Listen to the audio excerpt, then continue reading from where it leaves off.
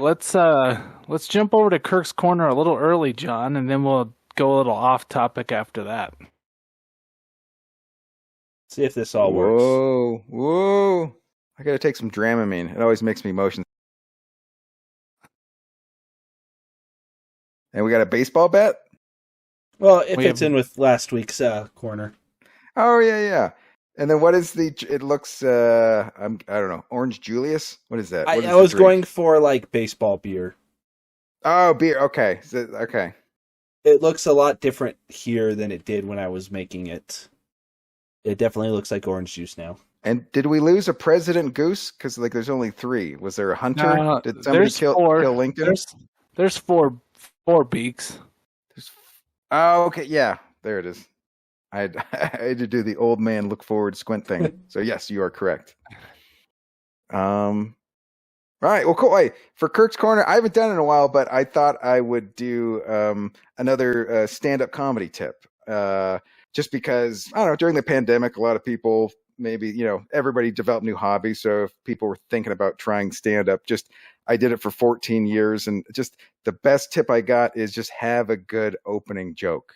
Like I've seen a lot of brand new comics go up there and you really want, in the first 15 seconds, you want a punchline. You want a joke, because what happens is once you get you say that first joke, like the crowd goes, oh, this guy speaks joke. And if you get a laugh, you calm down, and then the crowd feels you calm down. Does that make sense? You know what I mean? Because it's all about, if you're in the crowd, like an audience member is like, oh, if that was me up there, I would feel so horrible. So if they see you tell a joke and it doesn't land, then if you act like it didn't matter, they're like, oh, I guess it doesn't matter.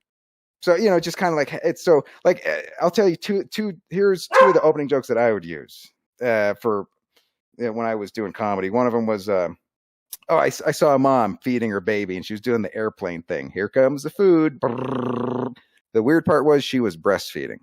Okay. So boom, it's setting it up. You have the picture. There's a joke. It's clean. And that's another thing too. You want to be non-offensive. You don't want to open with the abortion jokes right away. You know what I mean? You want to be likable up front. And also that joke, if they're still with you, you can kind of keep going, the airplane joke. And then, I'll skip that part. But like, here's another joke. One of my other openers was, I had way too much to drink last night. Today I woke up in such a retarded state. And by that, I mean Utah. But boom. And back then, I guess, retarded. Somebody actually, I said that recently, and somebody kind of quibbled about the use of retarded. But I was like, well, wow, it was a joke. But anyway, so it's quick. Basically, it establishes that you speak joke, like I said, and that laugh, you calm down completely. And just a lot of comics, they'll see like their favorite comic, like Joe Rogan or Patton Oswalt or somebody, and they'll see them kind of go for a while without telling a joke. But it's like they've been doing it for 20 years. And they've developed a crowd and a following, so they've kind of earned that right. Like if you are, punked down $40 or whatever to go to a concert to see Joe Rogan, you're thinking, this guy's earned my trust. I'm willing to go with him. But as a new comic, they don't know who you are. So if they don't hear a joke right away, they'll tune you out. So that's just another thing. That's the best advice I got. Once they like you, it's amazing where you can take them. But just have a quick 15-second joke with a clear punchline to win them over, likable, self-deprecating. That's what I got. Any questions? Does that make sense? I think that was very well said, Kirk. Well, because there was a comic, and he first time he went up, he had a joke where he just for 2.5 minutes he ripped on Helen Keller. And the crowd hated him because rightfully so. And he limped off stage, and I just brought him over to me and I go, okay, just, I don't know you. The first thing I know about you, and I hear you say, is you insult and shit on a blind, deaf, handicapped woman. What do you, do I like you? Are you a good person? And I just go, make them like you first. I go self-deprecating, kind of, put yourself down, put it towards the end. And then I saw him 6 months later, and he closed with that joke, and it crushed because they liked him. You know what I mean? Like I said, once they like you, it's almost at certain times you're kind of like, I can't believe you guys laughed at that. How dare you? How dare you guys laugh at the thing I said? I can't believe. But it's kind of fun. Like you can kind of just keep going until you lose them, and then the next time you tell that joke, you just stop where you had them. If that makes sense. Right, because you can go too far, so it's always good to find a line. Well, and when you're right, when it's a new joke or you're just trying to figure it out, you don't kind of know where the end is. So that's kind of where the crowd will tell you, where you just keep going until like, okay, they stop laughing there. But, it's kind of nice just to have, that's how you have to do it. That's eventually the joke kind of peters out. And then when it's a paid show, you're like, okay, they're getting the tried and true, the tested stuff.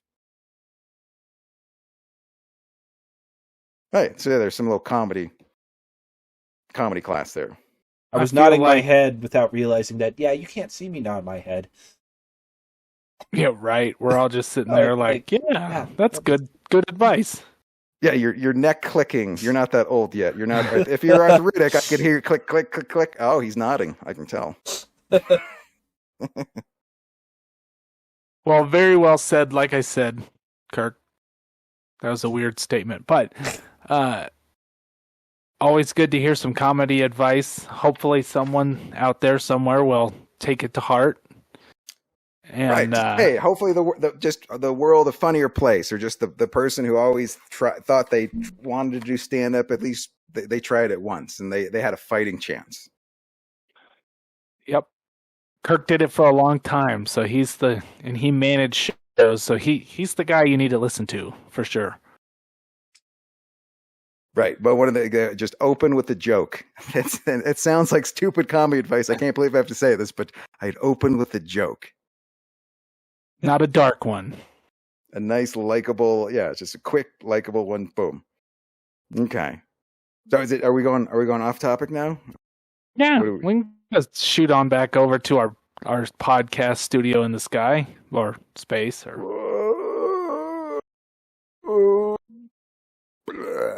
Okay.